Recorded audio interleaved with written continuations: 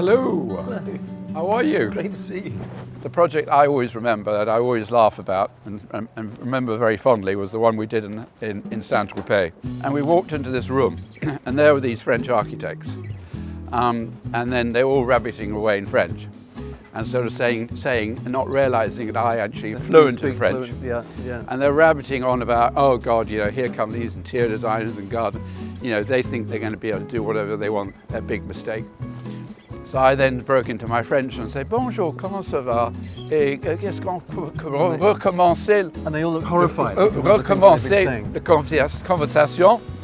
At which point they looked and their mouth dropped. And they think, oh. I said, so shall we start again? Retract all of those comments, yes.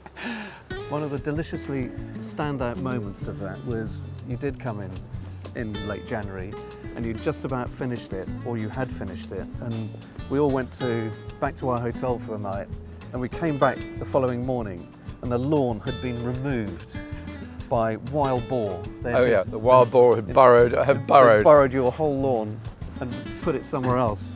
So I remember relaying that lawn very quickly.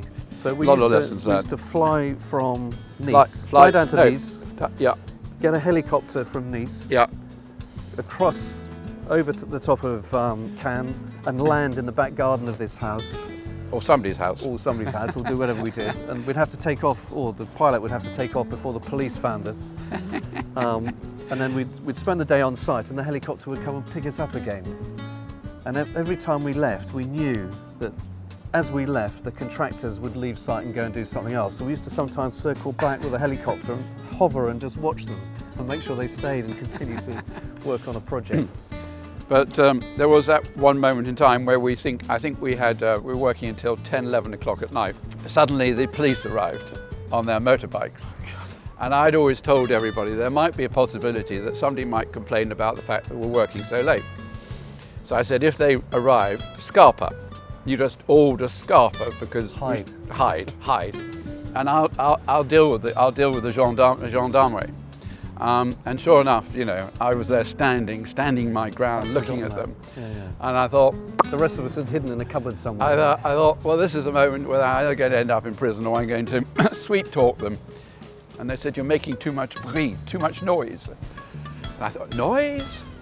And I said, what noise? And he said, I said, well, who's reported us? He said, oh, it's the gardien that's living on the adjoining property. He's complained that you're making too much noise. I thought, the gardien? I said, I could understand if the owners were complaining. The housekeeper. Anyway, I didn't get arrested, and we took a bit more care in not making too much noise. It was a kind of star-shaped building, if you remember. And actually, the whole thing about that house, and the beautiful thing about it was, it sat in a landscape, and it had a view of the Bay of St Tropez. The Bay of St Tropez. Straight down over. And then back towards the Mediterranean. It had 270-degree views, and it was as much about the landscape as it was about the house. Actually, many of the projects that we've worked on with indoor-outdoor spaces have been resculpting the landscape. We move the floors down and move the whole garden down so that there's a big connection, that the house is a part of the garden and vice versa. My family home that I moved back into, and I literally tore the roof off, put 4 big metal supports in, put a new roof on, and planted the whole thing with lots of planters. And now it's absolutely spectacular. And it's the whole thing that tied me back to the property, because at the time I thought, no, I don't want to live here. And then suddenly the garden just woke me up and said, come on. It's a lovely garden there, it's quite special. Let's do something. And it retrofitted it at the moment. Now I've got the outdoor cooking area, which is the Kashmir caveman experience.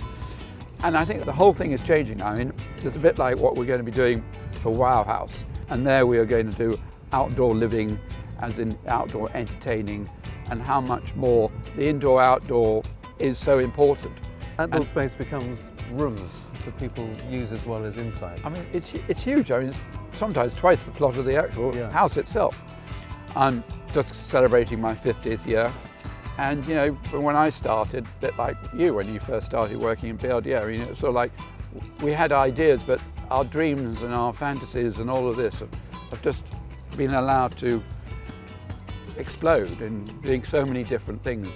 You've become a great friend of myself and the practice over the years, Well, and we love you dearly. I will love you dearly.